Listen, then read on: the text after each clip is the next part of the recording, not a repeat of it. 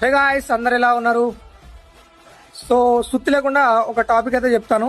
So మనం అయితే ఇన్ని రోజులు డిఫరెంట్ నోటిఫికేషన్ల గురించి మాట్లాడుకున్నాం. సో నిరుద్యోగులకి జాబులు వస్తాయా, నోటిఫికేషన్లు వస్తాయో లేవో మన తెలంగాణ గవర్నమెంట్ లో తెలియదు, కానీ వేరే మిగతా అన్ని నోటిఫికేషన్లు అయితే టైం టు టైం రిలీజ్ అవుతాయి. సో ఇప్పుడైతే మనం మాట్లాడుకునే టాపిక్ వచ్చేసి సర్పంచ్ ఎలక్షన్ల గురించి. సర్పంచ్ ఎలక్షన్ కి నోటిఫికేషన్ రిలీజ్ అవ్వడం జరిగింది. దీంట్లో మొత్తం 3 ఫేజెస్ నామినేషన్లు ఉంటాయి.